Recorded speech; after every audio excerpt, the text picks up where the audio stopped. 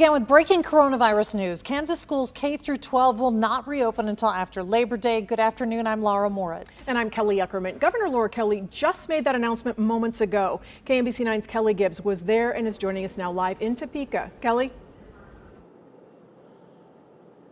Well, Kelly, the governor says the state right now is at a make or break moment. She says the additional extra 3 weeks will allow for schools to get with counties to ensure all of the schools have proper supplies for a safe return. Now, it'll also give Kansas Board of Education more time to assess systems that will make schools safer for students, more time to monitor infection rates in the state, and get the rate of COVID-19 cases trending down again.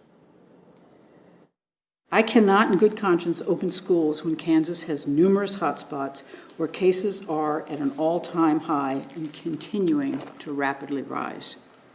Putting nearly 500,000 kids in daily large gatherings is the exact opposite of what health experts have urged us to do. Now, health officials at the meeting also citing a spike in coronavirus cases in the state of Kansas, and they say major contributing factors to that were celebrations around Memorial Day and the 4th of July. Reporting live in Topeka, Kelly Gibbs, KMBC 9 News. Dozens of teachers were protesting this afternoon outside the Capitol, saying it's unsafe to return to school in any capacity. On the Missouri side, state education and health officials say kids should be screened for symptoms mostly at home. Students should stay with the same group of kids and adults throughout the day, rotating teachers instead of changing classrooms if necessary. Assigned seating is recommended for middle and high school students. Masks are not recommended for young children. They say older students are more likely to wear them properly. Right now, it's up to the cities and school boards to come up with the regulations in Missouri. The Kansas City, Missouri Public School District will talk about their reopening plans in 30 minutes. The meeting will be virtual. Board members are set to talk about calendar changes and curriculum for students in the next school year. We'll let you know what happens in our later newscasts. Here's the latest now on the pandemic. Kansas is reporting 875 new cases since Monday, with 11 new deaths. In Missouri, there have been 888 new cases since yesterday and 10 new deaths since Monday. Here's a look at tests coming back positive in the last 2.5 weeks. In Kansas, 10.7% of the tests are coming back positive. In Missouri, it's 6%. Mass gatherings are inherently evil. That's a direct quote from the head doctor in Kansas, Dr. Lee Norman. The Secretary of Kansas Department of Health and Environment made that declaration during the University of Kansas Hospital's COVID-19 briefing today. This comes as the number of coronavirus cases is rising in the state. Dr. Norman says we were heading in the right direction until May 26th. That's when Kansas loosened many COVID guidelines, allowing more places to open and more people to gather. Now Dr. Norman says we're heading in the wrong direction. It's awful. We were winning the fight, and on May 26th, everything started to change. And so the numbers are going up dramatically. We're over 20,000 cases. We're approaching 300 deaths. Right now, the University of Kansas Health System has 30 COVID patients admitted.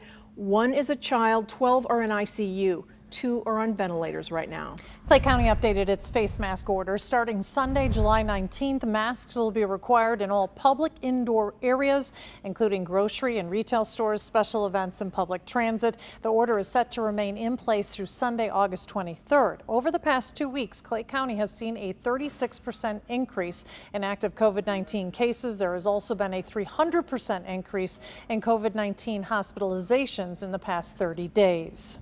Platte County's mask order starts tomorrow. Masks will be mandatory in all public places and special events. Also, like in Clay County, businesses will be asked to post a sign on their doors making it clear that masks are required. Today we continue our series of reports on the backlogs for contact tracing in the Kansas City area. Investigative reporter Matt Fleener talked with Kansas City, Missouri's top public health official who is demanding more help. Testing continues here in Kansas City, Missouri, but if you test positive, we asked Kansas City, Missouri's top public health official if you should expect a call from a contact tracer or a disease investigator. And your name? Yes, if we were staffed, that should happen. But it's not happening now.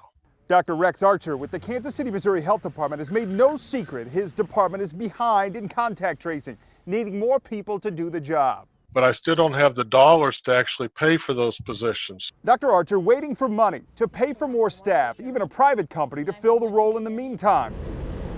But cases keep coming, and the department is now triaging priority contact tracing to facilities like meatpacking plants or nursing homes. You know, it's kind of like a forest fire. Well, okay, these are closer to people's homes, so we're going to deal with trying to put this one out, but the rest is going to just have to burn. Delays are happening across the metro.